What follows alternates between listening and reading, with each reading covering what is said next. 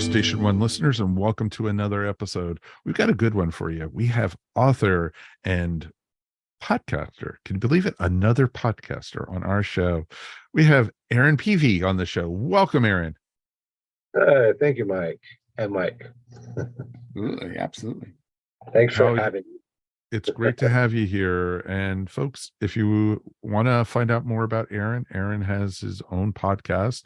And what's the name of the podcast, Aaron? It's the B&W Show, or the black and white show, but we abbreviate to the B&W Show. That's awesome. That is awesome. Mr. Mike, ready to take it away? Absolutely. Again, welcome to the station. Glad to have you with us. Tell us a little bit about yourself, how you got into podcasting and all that. Well, the podcast came about through events in the universe kind of colliding with me and showing me a direction. We were called the Black and White Show because it's me and one of my best friends. I'm a white guy, he's a black guy. And not that it has everything to do with it, but it doesn't have anything to do with it, except for the matter of the fact that we talk about everything under the sun and how culturally it affects us and how we approached it differently through how we've been raised. And it's not just political, it's everything from geeky stuff, comic books and TV shows and movies and music, to political and religion, like guns and dealing with police and all that kind of stuff. And the topic that really kind of started us off was so him and I were both groomsmen in each other's weddings. And that's cool. So when I was part of his groomsmen, I was the cream in the middle of the Oreo, so to speak, right? So it was me and then his friend. That's just who he was. Not that he pushed anybody away. It's just him and I that had that kind of connection that kind of gave us that glue. So I was one of those guys that was part of his crew. And at this time, this was during when Colin Kaepernick was taking the knee for the national anthem, right? So it was a big conversation nationwide. And of course, because of how I raised my grandfather was a Chips and a Yavapai sheriff deputy and that kind of stuff. So I had the way I was raised and my mindset of how things should be. But that's only because I've only talked from my cultural standpoint. Well, during his certain rehearsal times at his house, his guys were over there and they were talking about it. And I'm not an argumentative guy. I'm a guy that I like to hear both sides of the story. So I sat and listened to their side of the story. And I'm like, that's a different perspective. And then I said, that should be a show. That's what people should be talking about. It's perspective, not necessarily the argument. And so when I approached him about it, he's like, I'm on board. So we've been doing it about 3 or 4 years now. Wow. Had you had any experience podcasting before? No, it was just on the whim. It's like, we really just did the Facebook Live. Let's throw it out there and see what sticks. And have you got a decent response so far, or how's it been? Yeah, through our Facebook, we've gotten a bit of a good following. It's hard because it's a single platform. Mm-hmm. But we've since expanded onto we buddied up with somebody attached to his channel, and he's expanding our audience. And once we get to a certain point, we're probably going to expand our horizon. So we're getting a lot of good feedback and a lot of good responses, even from we bring on guest hosts to really talk about certain subjects to get kind of like an expertise, and they really enjoy our conversation, the way we talk about stuff. What do you think has been, because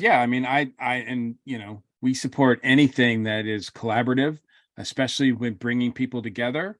And you always find that there's, really interesting things when people share their own perspectives. is there been anything of significance that you found surprising, or has there been anything as a result of this show that you're like, man, this is blowing me away as far as the differences here, or what the learning experience has been like? From my side of the coin, probably no so much, because I'm pretty open to conversation and different points of views. But when it came to the size of like guns and stuff, like he was kind of, I want to say ignorant, but like uneducated to like how guns operate and the Second Amendment and how it all like is for your protection and not just for hunting. And then him and I, we went out hunting with not hunting, tree hunting, with some of my guns, and like, here, show me how you shoot, and he's doing his thing, and I'm like, okay, let me show you, and I do my thing. He's like, hey, show me how you do that. I go, you gotta have a steady arm, so we really had fun with it, and it allows us to learn from each other. Very nice, very nice. Yeah. And as Mike pointed out, you are also an author, right? Yes. So, yes. so tell us about that experience writing this book. Yeah, so it is a kid's book. It's called The Rhino That Dreams. Very nice. Available on Amazon right now. So I volunteer Saturdays at a local zoo on the west side of Phoenix. I just decided I wanted to. I've always liked animals, as most people do. I don't know of anybody who like hates animals, but I really had this connection with animals and stuff. So I decided to start volunteering and being around the animals, and it was a bigger experience than I expected. And I myself am a writer. I like to create stories. Like, I've written screenplays and script writing contests and what have you. And this idea came to me because recently, like, I'm a great writer and a so-so artist. Okay. So recently, with the development of AI, I was like, well, I wonder if I can have the AI do the artwork for me. And sure enough, all the art that's in the book is done AI. So everything everything that's in here, like, I just kind of told the verbiage that I kind of wanted, and I picked out the artwork that really matched to what I was saying, and it worked better than I expected. So it was a nice trial and error. Gotcha. Now, my understanding is that this book, The Rhino That Dreams, is inspired by like you said, you worked at volunteer at the zoo. It's inspired by an actual rhinoceros. I have seen rhinoceroses, not in the wild, but at zoo kind of atmospheres. I don't know much about rhinos. So how did you get hooked up with this rhino? So he's one of the animals I take care of. His name is Butch. He's actually named in the book. So a lot of people, when they write about their animals, they'll write about their cats, their dogs, or their birds or fish, whatever. So I took it to the next level. Like, this is a real rhino with the real name. And one of the duties when I first started at the zoo, zookeeping, I'm just a volunteer, but there's the full-time keepers there. And he's like, hey, one of the guys like, hey, we're gonna go feed Butch. I'm like, okay. And I'm still trying to figure stuff out. And he's all like, you want to come back here and check him out? I'm like, hell yeah, I want to come check out Butch. Like, he's a 5-ton rhino. Of course I want to come check it out. So he's like, come on. So we go back over, and sure enough, he's just big old puppy dog. He like scratches his face, scratches his belly, gives him treats, scratches his ear. Now I arm wrestle with him with his horn. He like, kind of push me off. But he's the coolest dude. He's awesome. He's one of my favorite there. How old is he? Last I heard, he's somewhere between 8 and 10. Okay. Interesting. And how big is he? Like, do you know how much he weighs or anything like that? Yeah, my understanding, he's about 5 tons. Whew. Yeah, that is a beast. I don't know if you could see it very well, but on the back here, there's actually a picture. That's me. I'm 6 foot. It's a little Four. blurry, but Yeah. Yeah, it's a little blurry, kind of. But the rest of that, from where my hands are at, Mm-hmm. that's where it starts of Butch's nose to the end of the picture, which is past that is his butt. So that's Wow. just how ginormous that guy really is. You just and and has he been in captivity like all his life? as far as I know, I think this zoo got him from another zoo, Mm-hmm. and he, from my understanding, he was a little gruff at the time, but one of the head keepers just kind of like really took a liking to him and trained him and worked with him and really made him this puppy dog that he is now. So it's really shows the passion that the keepers there at that zoo really have for the animals. You know, they want to work, they do work with the animals, and they I don't want to say befriend them because it's not Snow White or Sleeping Beauty where they go out in the middle of the woods and dance with them, but they they do they give them names, and they some I've learned to respond to the names, and they have this relationship with their animals, so it's pretty awesome. I would say, I guess maybe conception, maybe misconception of rhinos is that they are very tough. They are maybe mean, right? Like in the wild, et cetera, et cetera. Is that a misconception, or is there any basis for that? No, there's basis for that, but that's because in the wild, anything is in the wild is more aggressive, just because by nature they have, they're defending territory, they're defending food, they're defending themselves. So just by nature, even the most timid animal you can think of, go up to a feral cat, it's feral for a reason, right? So, True. it's probably a misconception that because it's a rhino, it's angry. I think it's in the wild, so it's wild, Mm-hmm. Mm-hmm. Any other maybe misconceptions about rhinos, or something about a rhino in this case, again, that surprised you, that you just were like, I can't believe that rhinos are doing this? Yeah. So for Butch, there's a couple things. So people always like to, I don't say like, but there's talk about his poo, so to speak, right? So like goats, they poop in pellets, but the pellets are about a bowling ball size, and they Wow. do like several droppings in a sitting. So and they generally clean out his pen once a week, and that once a week fills up the back end of a quarter-ton pickup truck. Ooh. Wow. Yes. So, Yeah, I did not have rhino poo on my bingo card tonight right. for discussion, but but well, we get a B yeah, plus for going ahead with it, so it's perfect. exactly. No, That's good. absolutely. Learn something new, right? Every day, every podcast. That's very cool, and it's very cool. Yeah. And this is a kid's book, right? It's available, you said, on Amazon and everything like that, right? Yeah. Awesome.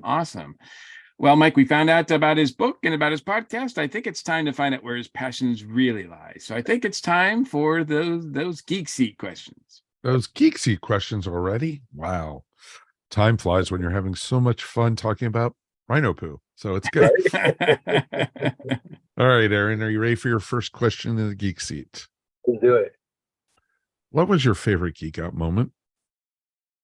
Oh, my favorite geek out moments. I got so many. So this probably back in the day on my 21st birthday. So at that time I was big into country music. Not a cowboy thing. I just enjoy the music. But my favorite artist of all time is and will always be Trisha Yearwood. Right. And I got backstage passes, and I got to meet her, and I was just kind of like a 21-year-old, stiff as a board, meeting your idol type, geeking out moment. So I know it's probably not exactly the geek moment you're looking for, but Huh? that's No? that's You probably know my what? big geek moment. this is your segment, dude. It could be whatever you want it to be. That's the cool thing. Everyone geeks out differently. I For sure. geek out differently than Mike does. Mike geeks out differently than I Yeah. do. And it's very cool. This is there's no wrong answer in the Geek Seat. There's more we could torture you about in the Geek Seat, but there's but it's going to be more, exciting that way. So it For all sure. works out in the end. Amen. Amen. What was your most disappointing geek out moment?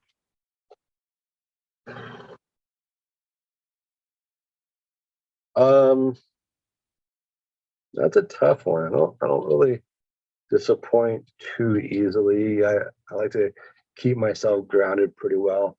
Mhm. I'm gonna stick with the country music concept. Uh-oh. Oh yeah. I was at a big country music fan fest type situation where you get to go around and pet all the country music stars and get their autographs and all this stuff. And one of the up and comers at the time, 1996, Kenny Chesney, Sure. biggest a-hole I've ever met. Really? Yeah, yeah. So, that would be my especially just before that, Billy Ray Cyrus came out and was the coolest dude ever, and then to have this guy who was barely coming up and going be an a-hole, and it was like, I'm good without you, brother. Mhm. Exactly. There's tons of other people you could support and everything. So totally understand that. What geeks you out the most? um I'm a huge comic book fan. I love comic books. Right. um I jumped on a big, the pops for a while there, so I picked up Richard Simmons. I love Richard Simmons, and then but the one that kind of really geeked me out was again, this is my comic book side. I found a Captain Atom. I was pretty happy with that one. I was like, Oh, very hey, nice. Sweet. yeah. And it came in the original Funko box from Vietnam, so it stays That's in there awesome. rather than in a protector, so it's kind of closed out. But yeah, I get geeked out of kind of stuff, and as of lately, I've been big on the Pokemon Go, doing all that kind of stuff. Right. No, that's awesome, dude. That is awesome. What turns your geek off? Was my what? What turns your geek off? Oh,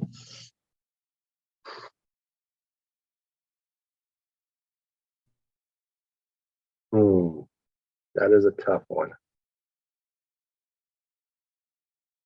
Probably I'd say all the NCIS shows, all those shows. Really?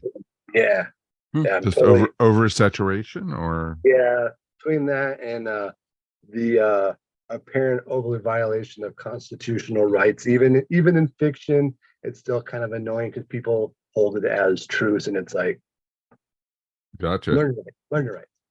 Gotcha. What fictional character would you like to meet the most? Ooh, that's a good one.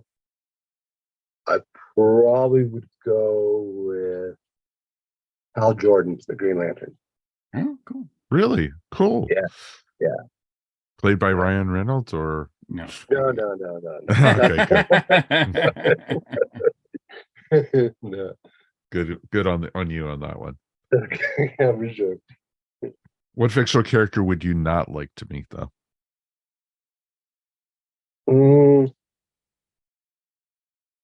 I'd probably say Deadpool. I find him annoying. Okay. Played by Ryan Reynolds. I thought for sure he was going to say Parallax. Okay, gotcha. So I actually like of anything that came good out of that Ronald Reynolds Green Lantern was Mark Strong as Sinestro. He made that role. That was an Amen. amazing role. That was Amen. the best part of that movie. Yep, absolutely. Yep. Agree completely. Agree. What is your favorite geek word, phrase, quote, or pose? Because you could just go the superhero. Right. Yeah. Well, I still quite a bit from Seinfeld and from Hitchhiker's Guide to the Galaxy. So I'll say giddy up a lot. People Okay. think people think it's because of my country music background, but that's totally Kramer. It's a Kramer thing. I'll giddy up, you know.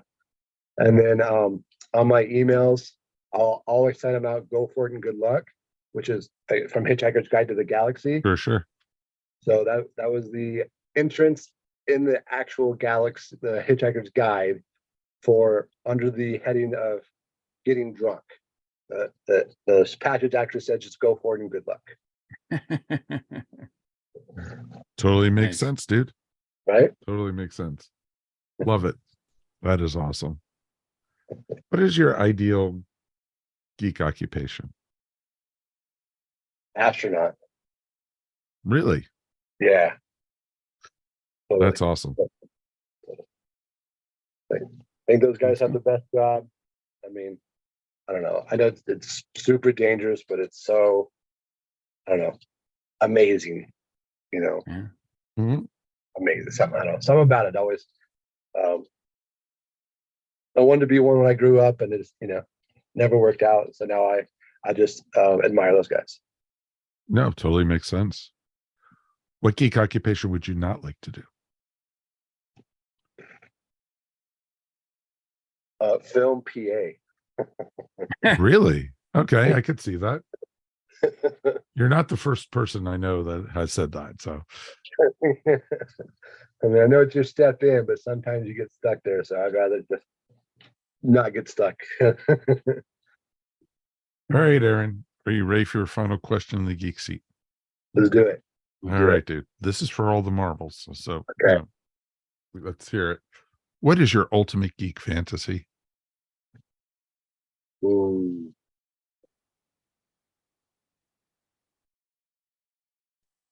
I would have to say, so like I said, I write screenplays and stuff. So my ultimate geek fantasy would be to have one of my scripts come to fruition.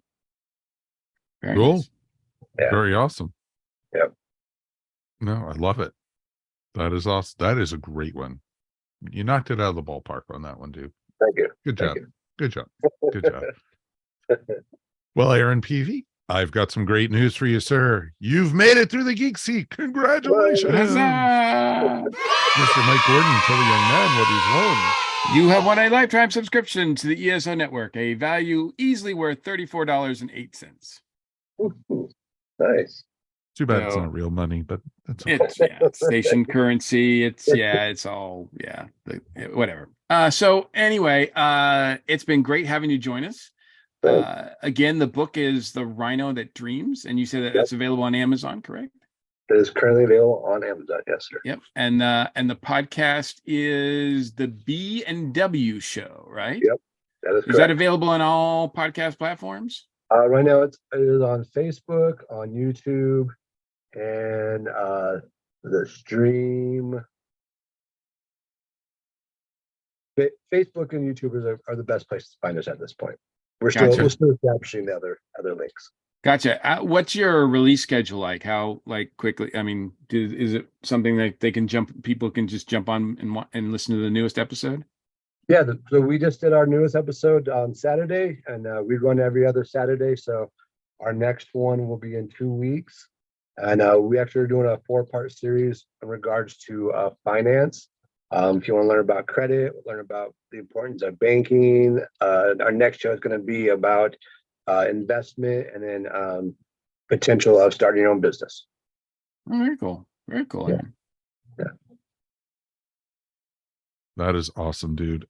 Aaron, thank you so much for joining us, my friend. And you know what? Let's take a quick break. We'll be back in a moment, and then we'll close up the show.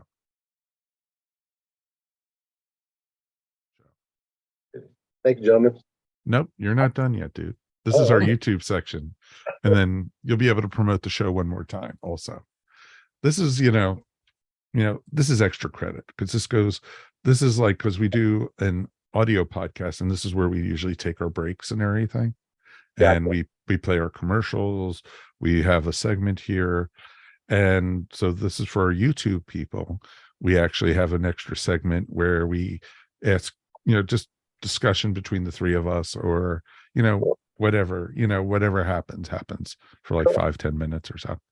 And so the question I had for you, sir, and everything, you were mentioning, that you like, pop figures, you like toys and stuff I like knew that. that'd get your attention. Oh, really? It's interesting. What is, how many do you have, and what is like, what are your favorite pops to get? Oh, so yeah. Currently, I have about 2 to 3 dozen. Okay. That's so cute. I have a variety from TV shows, movies, comic books. I recently obtained this one. This was one of my favorites.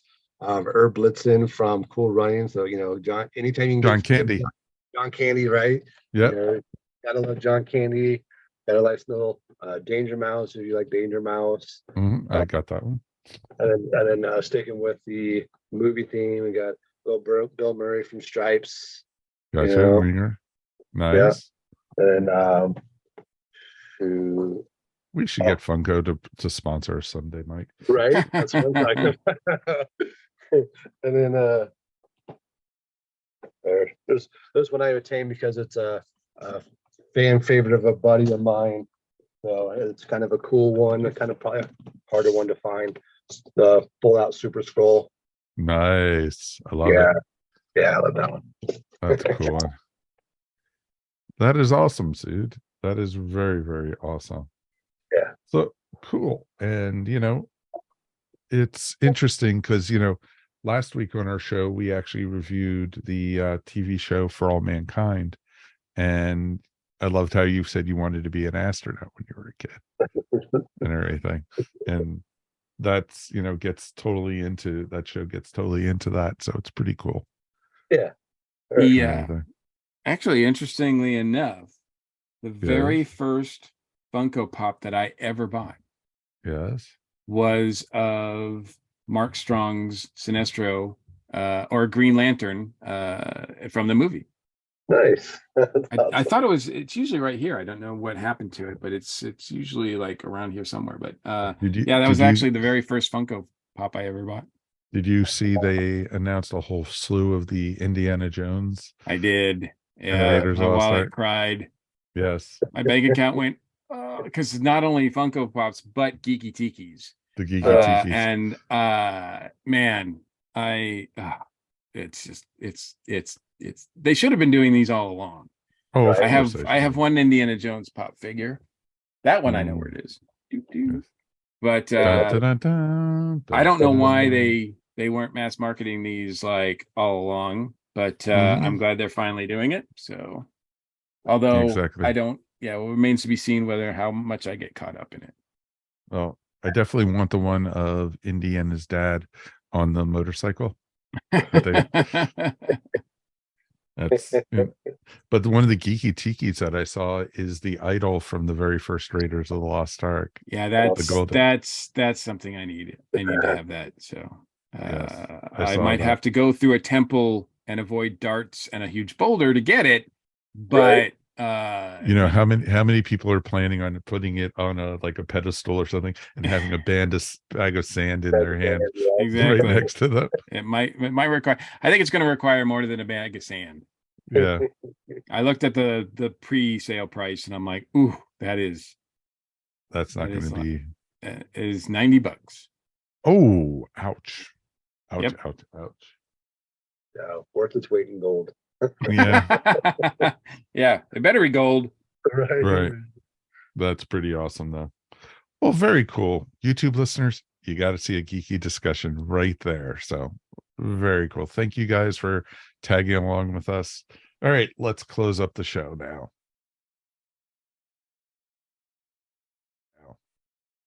So that's going to wrap up another episode of the Earth Station One podcast. I want to thank Aaron for being with us tonight and, putting up with our geeky and silliness tonight and surviving the Geek Seat. One more time, how can people find your podcast and also your book? The best way to find the podcast, look for the B&W Show on YouTube. You can follow us on Facebook. We go live every Saturday, 11 o'clock Arizona time. So hopefully that aligns with your schedules. If not, you can always check out the replays. And the book on Amazon, it is The Rhino That Dreams. So once it becomes a big hit, I actually worked with Butch, and he autographed some copies. So I will be auctioning these off. So hopefully they do good. Wait. Yeah. The Rhino autographed the copies? Yeah. How does that work? He has some great penmanship. Yeah, that's an imprint off of his horn. Oh, that's cool. Awesome. That is awesome. So they'll probably be auctioned through the zoo themselves. That way I can split the proceeds with the zoo, and they can use it for further improving on Butch's enclosure, or buying him more food, or whatever he wants, his heart desires. That's awesome. Thank you so much for being with us tonight. Thanks for having me. No problem. Mr. Mike, we've made it through another one, my friend. We did, and as always, it's my pleasure. Anything you want to shout out about, sir? Shout out, tribute. I have to recognize we lost one of comic legend recently, one of the senior class of the usual gang of idiots over at Mad Magazine. This is the guy who was responsible for the fold-ins. Anybody who knows Mad Magazine knows the fold-ins in the back of the book. They're the stuff of legends. Al Jaffe was responsible for those, and so much more. I mean, that's what his big contribution was, I think, but so much more. Man, he was like 102, I think, when he passed. So the guys who worked on that, those early days of Mad Magazine that we all grew up with, Jack Davis, and are few and far between that are still around. So it's always nice to see them if they're at a con. So if you get a chance to go and see like Sergio or whatever, like go and see them, thank them. It's never something that you should take for granted. No, definitely because not. there was times where I could have met Al and I didn't. I look back and I'm like, damn it. But yeah, it's he was a legend, man.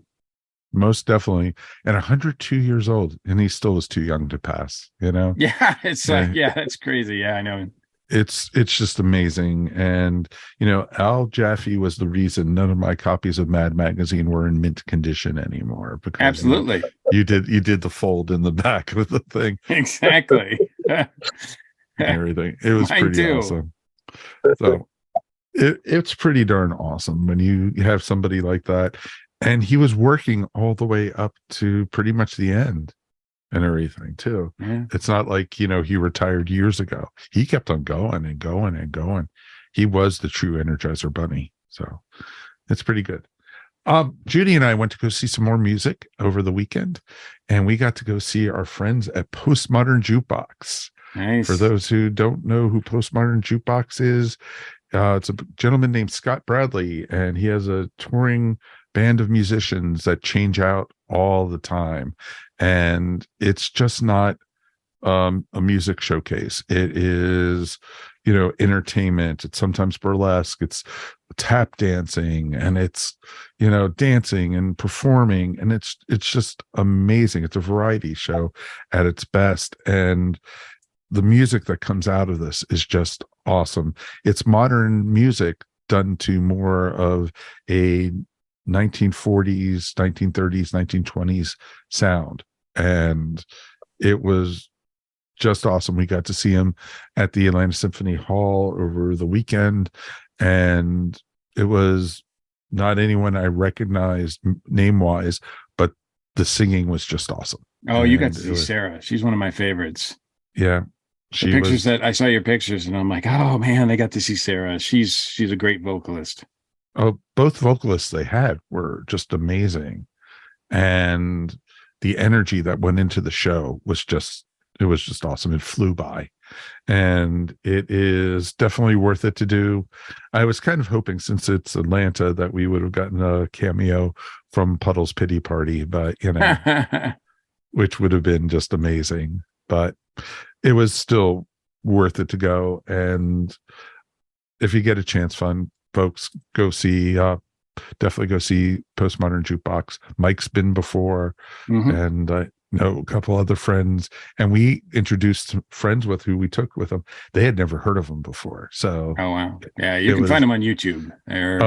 You can get lost. Exactly. That's a deep rabbit hole. Oh, very much so. But That's so cool. when you come up from air, you will be smiling ear to ear. So it's definitely worth it, because it's all songs or you've heard of. So it's pretty cool. So definitely check it out. Like I said, Postmodern Jukebox. That's going to wrap up the episode for tonight, folks. It is always great to see everybody. We had a great time over the weekend over in Greenville, South Carolina. We had, it was great to get to go to South Carolina Comic-Con and be able to see a lot of folks who actually knew who we were, which is even better. It's like Earth Station 1 or ESO. I've heard of you guys. So it was even cool. So as always, thanks for listening to the Earth Station 1 podcast. Also, remember, we couldn't do this here without you. If you want to support the podcast, please check out our Tee-Public store and get some very cool ESO Network swag, including the brand new Wonder Warrior t-shirt. Also, remember, if you want, you can listen to our show before the rest of the world. Why not join the ESO Network Patreon? For as little as $1 a month, you can help support us here at Earth Station 1. Check out the ESO Network on Patreon at patreon.com/ESO Network. We want to hear from you, so please write us anytime. Feedback at earthstation1.com. Remember, you could also find Earth Station 1 wherever fine podcasts are found. Now, Earth Station 1 can also be found in video format. And that's right, folks. We're up on video now, so you can see these wonderful, shiny faces. Please subscribe and tell all your friends about us.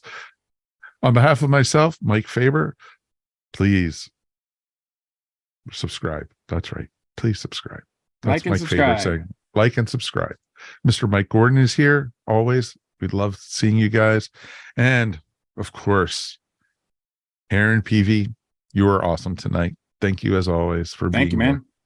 We appreciate you. We appreciate you. We will see you here next time on Earth Station 1. Peace, folks, and we are done. Boom. And we're done, folks. Yay.